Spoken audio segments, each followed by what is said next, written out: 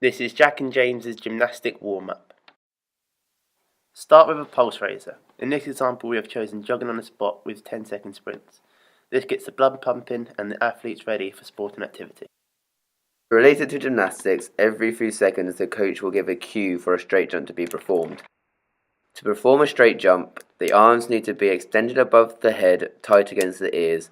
The legs stay as straight as possible with toes pointed.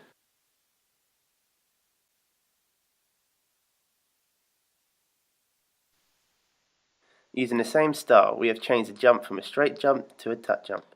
When performing a tuck jump, the gymnast's arms should be extended out in front with their knees tight together and moving towards the chest. Toes should be pointed towards the floor, and by making these points within the warm-up will help the gymnast from picking up any bad habits, which could result in points being deducted in competition.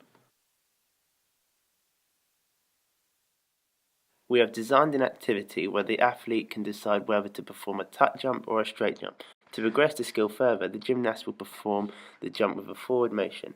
This is not only increasing the difficulty of the jump, but also the landing. There are not many skills performed on the spot throughout gymnastics, so by getting the gymnast to perform the skills in motion within the warm-up is key for development. Dynamic stretches are used within warm-ups to increase the range of movement of the muscle, preventing injuries from occurring. This is particularly important for gymnasts as many skills require a great deal of flexibility. The key points of this particular stretch is for the gymnast to keep both legs straight and feet flat throughout. In doing this, the lower back is being stretched as well as both hamstrings. The reason for the circular movement is to stretch out the obliques and abdominal muscles.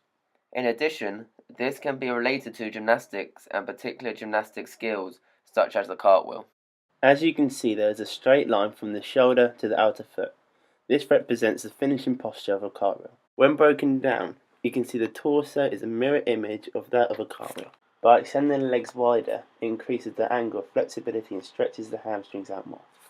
Not only does it increase the stretch, but it increases the difficulty of balance, as the weight is being transferred from one leg to the other over a greater distance.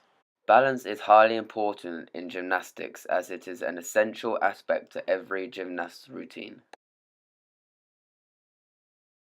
In this stretch, we are concentrating on stretching the gastrocnemius as well as the hamstring. As you can see, both knees are together, with the back leg bent, supporting the majority of the gymnast's weight, with the other out in front. This is the leg that is being stretched. To maximise the stretch, you can either flex the front foot up or bend the back leg, which allows the hamstring to stretch further. By bringing the arms forward, it allows the stretch to have a more fluent motion. To achieve the full benefits from the stretch, the gymnast needs to have their gluteus maximus touching the back of the heel. In addition to this, they need their knees tight to their chest with straight arms from the shoulder to the wrist. Not only does this example stretch the hamstrings, gluteus maximus, and the muscles throughout the back, but it gets the gymnast used to supporting their body weight on their hands, which is vital in gymnastics, as many skills require this, such as a handstand or a forward and backwards walkover. From the previous stretch, we focused on the balance and strength needed in the shoulders, arms, and wrists when supporting an inverted skill such as a handstand. By asking the gymnast to walk out on their hands, keeping the body tight throughout, then by walking the legs back towards the hands, puts the majority of the body weight on the arms, whilst keeping the importance of the stretch. In a fully extended front support, there should be a straight line from the shoulder to the heel. To achieve this, the gymnast should have a tight core.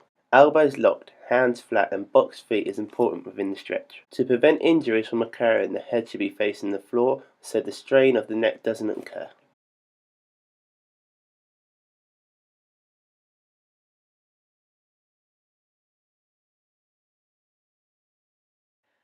To conclude our dynamic stretches, we have chosen a stretch that targets the shoulders, back, and abdominals. The gymnast starts on all fours with their legs together and gradually sits back till their gluteus maximus is on their heels. The hands should remain flat and stationary, as well as the arms remaining straight. The head should be between the arms looking at the ground. To maximize the stretch, the shoulders can be pushed towards the floor. As you can see, the stretch has changed from targeting the shoulders and now focusing on the lower back and abdominals. To maximise the benefits of the stretch, the head needs to be lifted up to enable the chest to come forward. Also, by pressing the hips towards the floor, it enhances the stretch and makes it more beneficial for the gymnast. It's important to stretch these components, as in gymnastics, the back is curved whilst performing skills like a flick.